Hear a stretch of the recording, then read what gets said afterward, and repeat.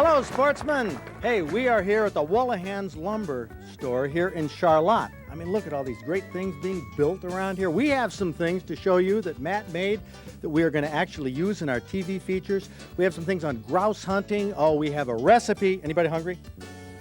Oh, yeah, I knew you were. We're going to get on to all of this in just a moment, so you stay tuned. We're here at Wolohan's with a great crowd of practical sportsmen.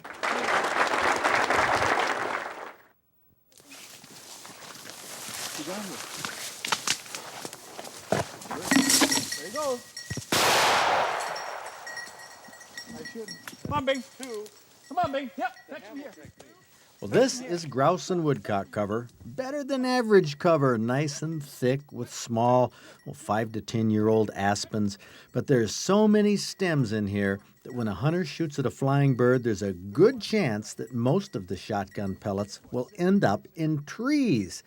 And if that's going to happen, a hunter needs to be sure that his shotgun shoots dead on, right where he points it. I mean, when a gun isn't on, there's a good chance that you'll miss. Shoot some more!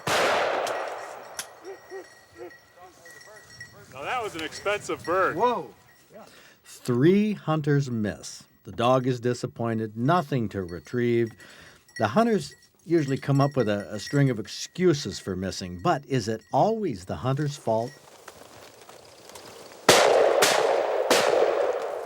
The hunters missed, but the cameraman didn't. Did you get that, John? I sure did. But was this the hunter's fault? I mean, the opportunity looks too easy.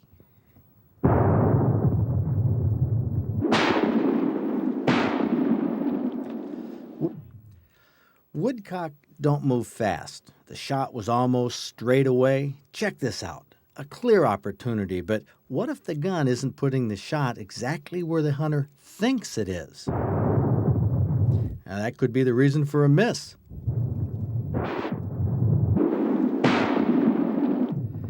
Pat Moriarty from Petoskey was using a Ruger over and under. I was using a Browning side-by-side.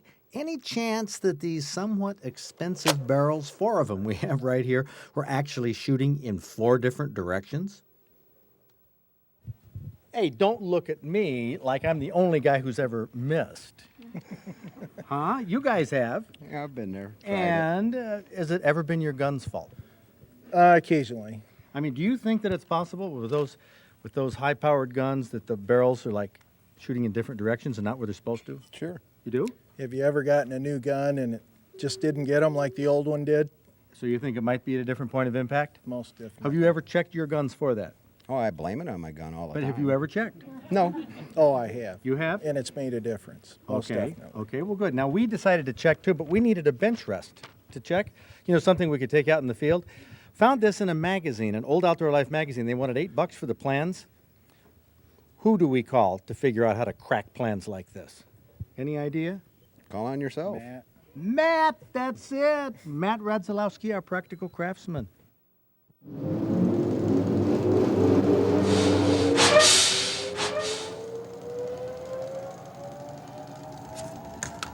Well, the plans call for using a single 4x8 sheet of plywood. What I had to do was look at the drawing here, saying we didn't buy the plans or the photograph here, and determine some type of scale. By measuring the shooter's earmuff, we knew that that was approximately 3 inches, and that helped me decide how long to make all the pieces, and I could start my cuts. From there, I made a little scale model out of cardboard and tape, and that helped me get a visual idea how to put the thing together and what it would look like. So what was involved in making that out of wood? It was really pretty simple. Just use standard power tools someone might have around the house or in the basement workshop, and maybe an extra hand to help you cut some of the smaller pieces, and that's all it was. Well, look at this. Of all people showing up right out of the wood shop, here's Matt Radzalowski with this little portable shooting bench. What do you think of this so far? Ooh. Huh? Nice. Ooh and ah, yeah. No, isn't this pretty cool? This fits together and the wedges go down there to hold the cross piece. Hold it. Let's get these guys to tip it up. Go ahead. You just took this out of your pickup truck and you're going to be checking the point of impact. Let me give you a hint. These go on the floor. Okay. Okay?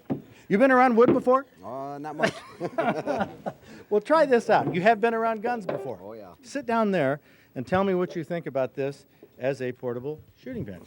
This is outstanding. Huh? Outstanding. See, put your up like you'd have a gun there. It wiggles a little bit here. Wiggle a little, but I imagine you get it in the dirt, that'll steady it up. Sure. Sure, kick that out a little bit. What do you think? Yeah, it would work just fine. You want to try it? Yeah. Why don't you? These guys are going to try sitting in this portable bench here while we go check the point of impact of our guns. Our testing crew is going to compare the points of impact on 4 different hunting shotguns.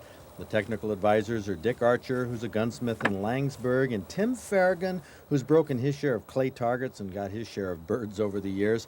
Zach Trost will put each gun on the bench and hold it in place while the camera sights down the barrel so you can see that it's aimed at the bullseye. Now, they'll be shooting at a 30-inch circle at about 25 yards. We want to find out if the lead shot is going where we think it's going. Now, we'll start with a 20-gauge single shot. This one has an open choke, but you can aim right down the top of the barrel. The pattern is spread out evenly all over the 30-inch target. This gun shoots where you point it. Now a 410 single shot. It has a full choke and is shooting a 3-inch shell. Well, that shot was centered pretty well, but the point of impact was high, above the bullseye. A lot of shotguns shoot this way, and as long as they're centered, it's not a big problem. Now for a 20-gauge over and under. This is a Ruger Red Label, somewhat expensive shotgun with the 2 barrels stacked. First, we'll try the bottom barrel. Well, the pattern is concentrated on the left side of the circle. If anything, it shoots a little low and to the left. Now, the upper barrel. Okay, you can fire. Oh, this is quite a difference. Fairly well centered, but only a couple pellets hit on the lower half. The upper barrel definitely shoots high, so these 2 barrels don't have the same point of impact at all. Now to check the side-by-side, the double barrel, the Browning 12-gauge, which is the field gun that I usually shoot. First, the right barrel. Oh boy, the right barrel definitely shoots to the right. This could mean trouble, especially if that left barrel isn't on. Oh, bad news, very bad news. The left barrel shoots to the left. The right barrel shoots to the right. Hey, I've always assumed that both barrels put the shot right in the middle. Hey, maybe your guns aren't shooting where you think they are either. Make yourself a portable bench and check out the points of impact on your shotguns. The results might surprise you. So you just saw that, where the patterns were different with different guns, especially the right barrel and the left. What do you think of that? They were off quite a bit. And if I picked the wrong barrel and thought I was shooting the right rather than the left, I could easily miss, couldn't I? You could. Thank You you. can blame the gun. Thank you. So it's important to know where they're shooting. Well, let's shift gears here into bow hunting. You bow hunt? No, I don't. Yes, sir. Oh, you do? Okay. Yes, sir. Opening day of deer season for bow. You know what it's like for gun, right? Sure. For gun season. Oh. What is opening day for deer season for bow like? Is it significantly better than the other? I got $5 for the right answer on this. Is it significantly better than other days for bow hunters? Opening Well, day? It's a lot more fun because it's a little warmer, but probably success rate is not as good. Absolutely no difference in the first day or probably the 10th day. Would it be a little better or the same? Same. A little better? I'd say it's a little better. You got $5. Hey, there thank you you. go. And let's take a look at our trophy book.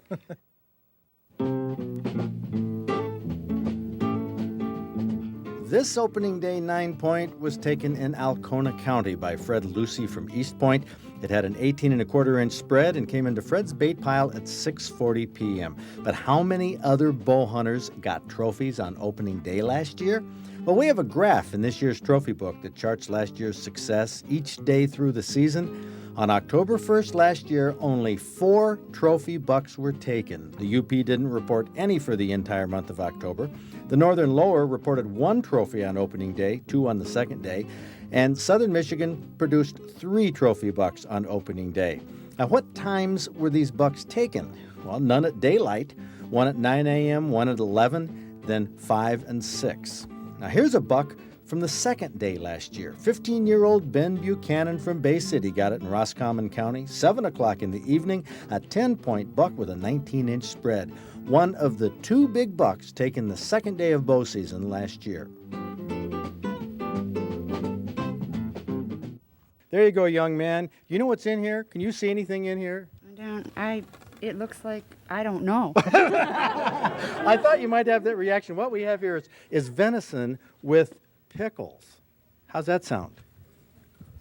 Oh, nobody's saying a word. How does it look? Tempting. Tempting? Tempting to what? Throw it over your shoulder? No, to try it. Okay, while you're eating it, before we get the reaction, Charlie, tell us about this dish. Fred, we're fixing Dilly stuffed venison steaks. The first thing you have to do is to cut it in nice thick slices. Then we're going to put some bacon on top. This bacon's going to give it a nice smoky flavor. After we get the bacon on top, we're going to give it a little bit of a zing. We're going to put some dill pickle relish on top of it. Roll it up and then secure it with a toothpick. After you get this done, you put it in a Dutch oven. You put it on top of the stove and brown it. Once that's browned, you add a little bit more water to it. Put it back into the oven and cook it for an hour and a half. Then you're going to make up the gravy with the drippings by adding just a little bit of flour to it. Dilly stuffed venison. It's a little spicy, but it's good. They could have left out the pickles. What? The pickles? Mm-hmm. You're a teenager. You eat anything. Tell you what, that's pizza. That's pizza. You'll love it. That ain't no pizza. Oh, he doesn't like the pickles. Ma'am? It's not venison, is it? Are you sure? It's venison. It's venison. I think it tasted better with onions and green pepper in it, too. I'm trying to sell a pickle recipe here. What? Uh-oh. Good. Good? How good? Delicious. Why? What It's different. It's different. That's what these people were saying, except they didn't have the same conclusions. It's different. It's different. I like it. Do you? Yeah, I really do. I don't taste the pickle, but I did taste the bacon. Oh, you like the bacon with that? Yeah, I think it's wonderful. It has a little hint of dill flavor in the background, not overpowering, and yeah, the bacon is good too. It's wonderful. I'd like some more. Very good. I think it's really good. I'm impressed. It is? Yeah, I like the pickles in it. You do like the pickles. It's a good touch. Well, you were fading on, want on more. the end there. You want more? Okay, well, we can arrange that. I tell you what. Do you know what time it is now? 7:30, quarter to 8. Well, my question here has to do with the nature of this story, but it's time for the trophy tales. Aha. Mark Coburn from Plymouth is a bow hunter who is hunting over in Ingham County. Yes. You a college student or something? Yes, I go to Michigan State University. Oh, okay. And you were hunting on the 26th of October, somewhere in Ingham County with your bow. That's correct. It was, I dare to say, it was about a quarter of a mile outside of a mall. I see. I'm the only one who's going to learn what mall that is right after the camera gets cut off. No kidding. Yes. From a mall. That's right. Have you seen deer there before? Yes, we were out there scouting earlier before the season started, and we saw deer everywhere. And my buddy saw this before I did. The night he saw it, I saw 3 deer, and he saw 4 or 5, and this one was about 50 yards away, and winded him and took off. And I went and sat in the same spot a week later, and I was sitting on the ground on my butt. I had put a few branches around me for a blind, and I was using a doe bleat and some scent, and he just came crashing through the woods right at me, walked within 5 yards, looking at me, didn't even see me, turned broadside as he was walking away, stopped, 10-yard shot. I'll be darned. Near a mall, a 9-point buck. It's my first buck and first deer with a bow. What are you majoring in? Criminal justice. I'll see you in court. Probably will. Is that why you put down here 10 minutes before dark and weren't very specific on the exact time? No, it was 10 minutes before dark because I waited 10 minutes and then it got too dark to go track him, so I had to go get some help. Do you know exactly what time that was, Mr. Criminal Justice? I could not tell. I'd have to look at the book to see what time dark was, and then I'd be able to tell you. Don't you love these lawyers and criminal justice people? My golly. Terrific, Mark. Well, way to go. Good luck to you in school. So, the criminal justice man hunts until it's too dark he can't see. Question is that legal? Does anybody else hunt that way? You hunt that way? I usually wait until I can't see the end of my sights on my barrel. And then what time is that? Too late to hunt? Normally, if I can't see what I'm shooting at, it's too late to be out there. Do you know about the shooting hours that they post in the hunting I digest? know what they are, but I couldn't really tell you exactly what time it was. This sportsman in the law question is for you.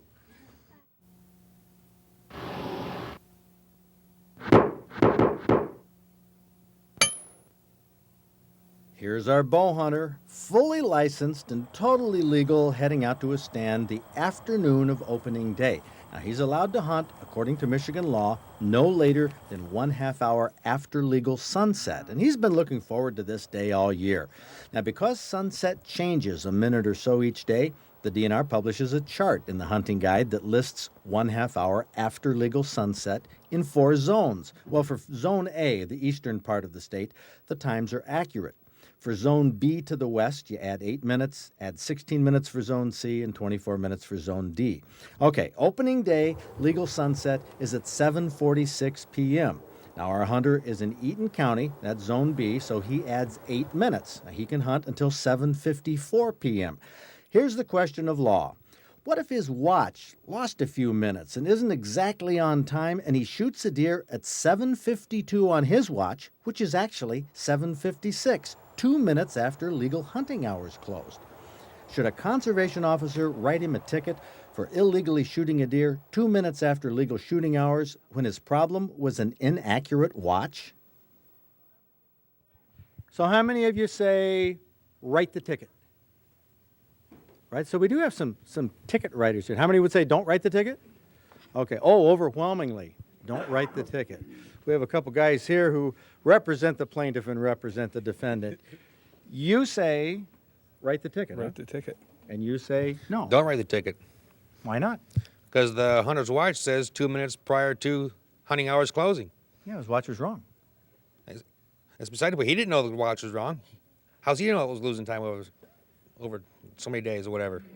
Are you sympathetic to this having the hunting hours by the chart? To a certain extent, yeah. But how does the guy know his watch is off? As far as he's concerned, his watch is correct. So as far And that should be an excuse. his watch says 2 minutes prior to, Okay. he was legal. What do you say? Ignorance is no excuse of the law. That some way he should know. That's right. And the officer should write. What about discretion? Do you think that the officers give discretion? Yes, they do at times. How many people here have hunted way late, right until they couldn't see?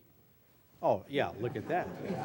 See, that's the problem I had to pose when I asked our practical lawyer, Sal Ghani, what he thought about this problem. Well, I think we're supposed to honor the law. If the law says you can't hunt more than a half hour after sunset, you've got to honor it. There may be circumstances where the hunter might still be in the tree or still be in the blind more than a half hour after, but he shouldn't be hunting. And I think that the DNR regulations are trying to provide some uniformity and guidelines for hunters. In this circumstance, the law should be honored. The hunter shouldn't be hunting after the time prescribed by the DNR. That's a big should that most hunters don't follow because they hunt until they can't see, till it's not practical. Okay. Well, according to the DNR, it's a violation of law, and we have to honor the law. Whether we believe it's right or wrong, the fact is it is a law. And if you're caught by a CO hunting after the time limits, you're going to get a citation. We don't like all laws we have to live by, but there's reasons, purposes for them. Unless they're changed, you've got to honor them. You said you're going to get a citation, but the COs have not written one in 30 years on this. So do you mean you should get a citation if they follow their own rules? If they follow their own rules, Fred, the answer is yes. You should receive a citation or violation. But how do we respond knowing that they don't write them? Well, the fact that we know they don't write them shouldn't give us a carte blanche to violate the law. Just because they don't enforce it doesn't mean we should violate it and stay there for hours at a time. I think they don't write it because most of the hunters, or some hunters do honor it, but even if they don't, they're out there, they're not hunting, they're out there just sitting, watching, or trying not to scare the deer.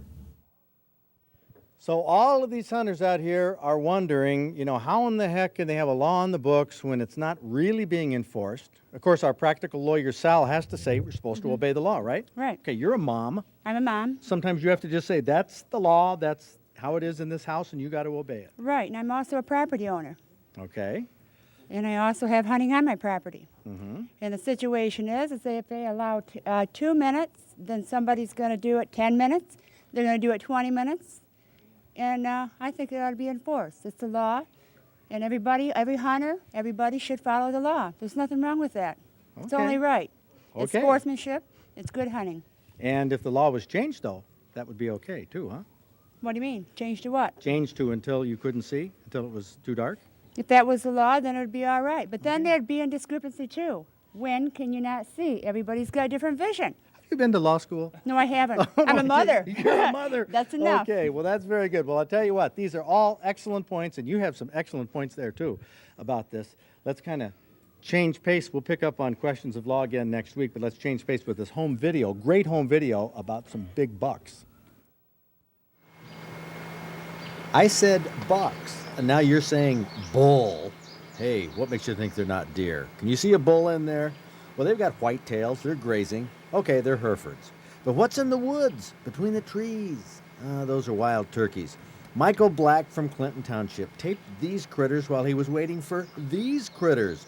A huge herd of deer to come stampeding in from the woods to a farm field that's up in Atlanta, Michigan, up in the heart of the club country where the deer are so thick they're literally crawling under the fences. Now, this video was taken back in 1990, but deer populations haven't changed all that much between 5 years ago and today. Now, the deer might not be in this exact spot this year, but hey, have you noticed something? Hey, these deer, one after another, for the most part, are bucks. And some of them are dandy bucks. Whoa, 8-pointers, maybe 10-pointers. Late July, you'll often find bucks together. You know why that is? Well, think about it. What are the does doing in late July? Well, most of them have small fawns, so they stay by themselves raising their fawns. That's why in late July, you'll oftentimes see big herds of bucks. They don't have anybody else to play with. After a while, something will spook these bucks, or we think that's what happens. Who knows? One buck may get itchy to head for some other field or meadow. He wants to be the first one there. So he takes off, and one by one, the rest of these deer will follow. Now, they'll go back the way they came, over the fence, as if they have something, really important to do. Michael Black from Clinton Township said that on this tape that he sent us, there were 54 bucks, all taped on this one farm in Atlanta. Well, this is July, remember, and just because they were there in July doesn't mean they'll be there in October. The bucks, when hunting season comes around, they'll be in the woods. The big bucks are tougher to find, but you just saw a mountain of evidence that the bucks are there. And all of you folks who came out here and sat in the Wolohan lumber store here down in Charlotte, did you enjoy yourselves? Yeah. I mean, it was fun. It was fun. We had... this took hours to do this, what you see in just a half hour at home. It wasn't bad. I enjoyed myself. Oh, it wasn't bad. Oh, I remember the recipe. Would you try it again if we came again? Yeah, I would. Kind of interesting seeing how we put it together, eh? Well, you folks were a part of it because you're a big part of our TV shows, of the outdoors. In fact, when I use the word practical sportsman, that's what I'm talking about. I'm talking about all of you, even the ladies too. You know that? Yes. Is that okay to be a sportsman? Sure it is. How about that? I like your attitude. Well, all of you, enjoy yourselves this weekend and make sure you get outdoors. It's a great place to be. And you'll see yourselves real soon here on TV.